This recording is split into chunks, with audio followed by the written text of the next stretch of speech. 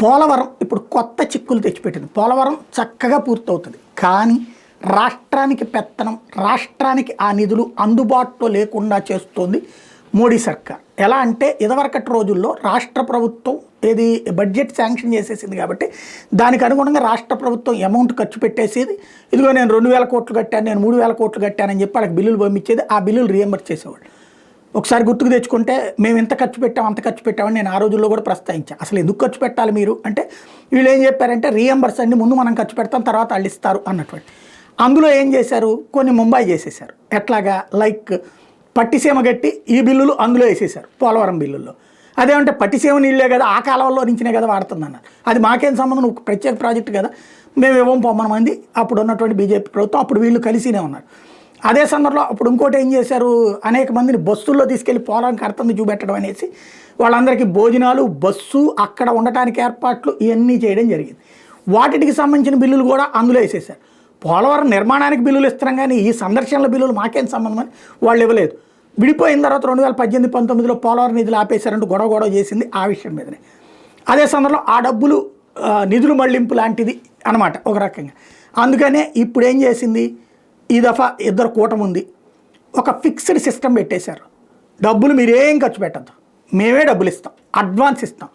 ఆ డబ్బులలో 70% పని పూర్తి చేయగానే మళ్ళీ ఇంకొక అడ్వాన్స్ పంపిస్తుంటాం, దాంతో పూర్తి చేయండి అని చెప్పారు.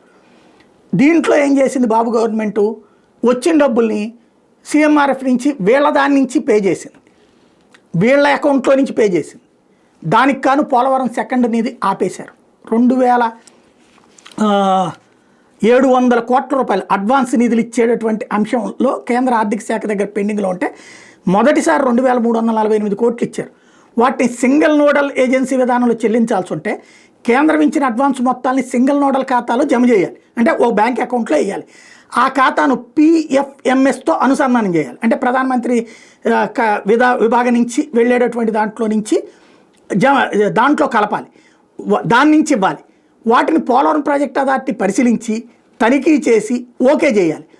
ఆ ఓకే చేసిన పత్రాన్ని కేంద్ర జలశక్తి శాఖ పంపాలి. దాంతోపాటుగా సంబంధిత ప్రత్యేక ప్రధాన కార్యదర్శి దాని మీద ఒక నోట్ ఇస్తారు. అది కలిపి అది ఖర్చు చేసినట్టుగా ఓ ప్రొఫార్మా GFR అనే సిస్టంలో పెట్టి 12Cలో సంతకం కూడా చేయాలి సదరు అధికారి. ఆ రెండు కలిపి కేంద్ర జలశక్తికి పంపిస్తే ఆ 75% సద్వినియోగం అయిందన్నాక నెక్స్ట్ బడ్జెట్ పంపిస్తుంది. అట్లా 2348 కోట్లు ఖర్చు పెట్టినట్టు లెక్క చూపెట్టి 2700 కోట్లు అడిగారు. అయితే ఇక్కడే వీళ్ళు జిమ్మిక్కి ఏం చేశారు, 75% ఖర్చు పెట్టాలన్నప్పుడు ఈ 2348 కోట్లు 18 కోట్లని రాష్ట్ర ఖజానాకి సంబంధించి CFMS నుంచి కట్టేశారు. మేము CFMS నుంచి కట్టేశాం కాబట్టి మీరు మా CFMSకే డబ్బులు వేసేయండి అని అడుగుతున్నారు.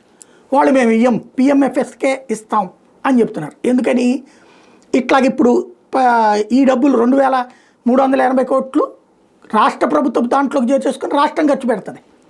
అప్పుడు దాంట్లోంచి రేపు పొద్దున కనుక 2700 ఇచ్చాక ఇక్కడ అవసరమయ్యి ఏ జీతాలకు వీటికి ఖర్చు పెట్టేస్తే మళ్ళీ పాత పద్ధతులు అవుతాయి.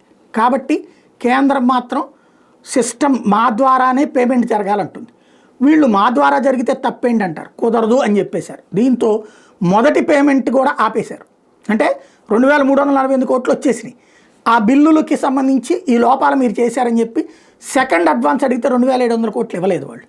ఇప్పుడు ఆ డబ్బులు ఇవ్వాలంటే ఈ డబ్బులకి సంబంధించి ఒక అధికారిని పంపించి అయ్యా పొరపాటు అయిపోయింది, మీరు చెప్పింది మేము అర్థం చేసుకోవడంలో పొరపాటు పడ్డాం, మేము CMFS అనుకున్నాం, మీరు PMFS అన్నారు, కాబట్టి నెక్స్ట్ పట్టా జరగదు, ఈ ఒక్కసారికి ఆ డబ్బులు కట్టేసేయండి, మా CMFSకి ఇచ్చేసేయండి అని అడగడానికి ఒక బృందాన్ని పంపించింది.